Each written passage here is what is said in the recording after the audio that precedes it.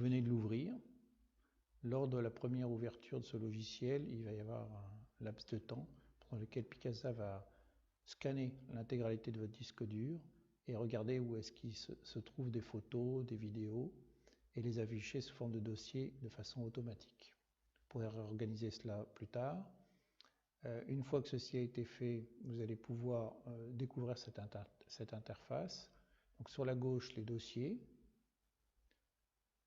qui peuvent, avec des petites flèches, se fermer ou s'ouvrir, les regroupements de dossiers du moins. Tout en haut, le menu classique.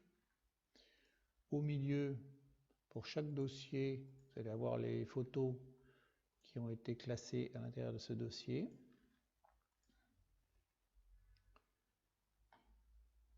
Et vous allez pouvoir, lorsque vous cliquez sur une des photos, découvrir la photo en plein écran, par exemple. Vous allez voir le nom de la photo ici s'afficher, la date de la prise de vue, son poids, sa taille, son format. Là, par exemple, c'est une JPEG. Voilà à peu près l'interface de base Picasa. La première chose que vous allez vouloir faire, c'est éventuellement ajouter d'autres photos qui ne sont pas présentes sur ce disque dur, mais qui sont éventuellement présentes sur un disque externe, sur une clé USB, sur un CD, un DVD. Donc vous allez pouvoir cliquer sur le bouton en haut à gauche, importer. Ici, par exemple, il va scanner mon smartphone Galaxy Note 4, qui est lui-même connecté à l'ordinateur. Si vous avez coché la case « Exclure les doublons » pour éviter de charger une photo qui est déjà présente sur votre disque dur, il va vous proposer d'exclure les photos qu'il a détectées présentes. Le petit symbole en forme de rond avec une croix dessus montre que cette photo ne doit pas être à nouveau importée puisqu'elle est présente sur le disque dur. Si vous décochez « Exclure les doublons », vous allez pouvoir réimporter deux fois, enfin importer une nouvelle fois cette photo même si elle est présente sur le disque dur. Donc pour éviter d'avoir des photos en doublon, on coche la case « Exclure les doublons ». Si vous voulez scanner d'autres éléments externes, vous allez pouvoir aller chercher un dossier, une clé USB, une autre lettre, etc. pour aller importer les photos. Alors, quelles photos importer? Vous allez pouvoir passer ici avec les petites flèches de photo en photo.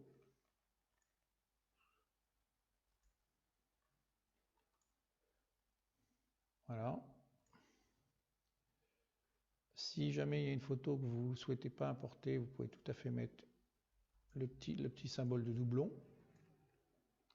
Si vous souhaitez importer toutes les photos, il suffit alors dans ce cas-là, ici, de dire dans quel dossier vous allez les importer. Donc dans mes photos par défaut, ça peut être un autre. Lui donner un nom de dossier ou alors lui donner un nom automatique qui est lié à la date de prise de vue des photos. Ou aujourd'hui, on va lui mettre par exemple ici un nom qui va être CGAN.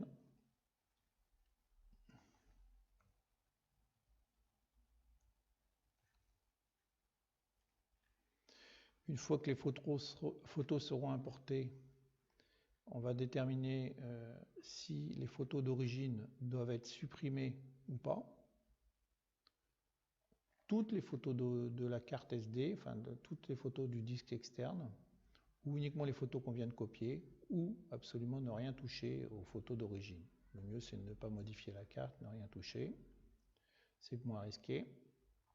Vous n'êtes pas obligé de sélectionner l'intégralité des photos.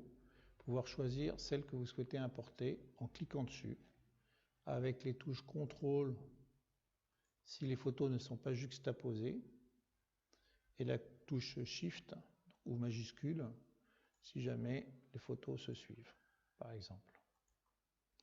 En recliquant dessus, vous pouvez à nouveau redésélectionner les photos. Imaginez que vous souhaitez importer une seule photo.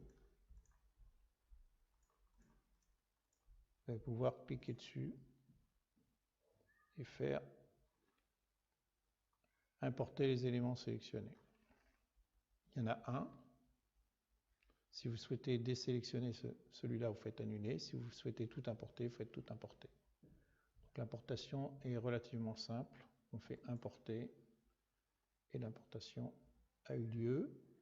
Il a créé un nouveau dossier qui s'appelle CGAN dans lequel il y a bien une photo. On peut cliquer dessus pour la voir. Si je veux en importer une nouvelle dans le même dossier, je fais importer à nouveau. Je clique une photo qui n'est pas en doublon. Donc par exemple,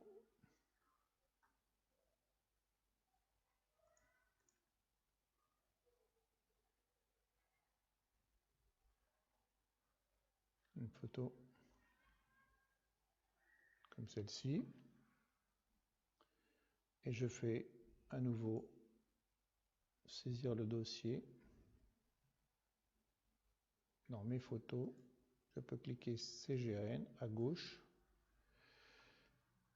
et je peux ne pas modifier. Je choisis uniquement cette photo-là.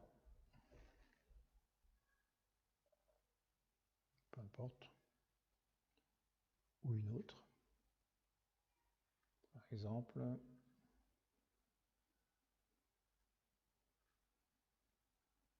on va prendre une photo assez sympathique. Celle-là. Là, je vois bien que j'ai une photo qui va être importée en plus. On va en mettre encore une troisième. Comme ça, ça fait 2 photos plus une présente. Et le dossier CGAN, maintenant, va avoir 3 photos. On découvre encore un petit peu plus l'interface en dehors de l'importation. À tout de suite.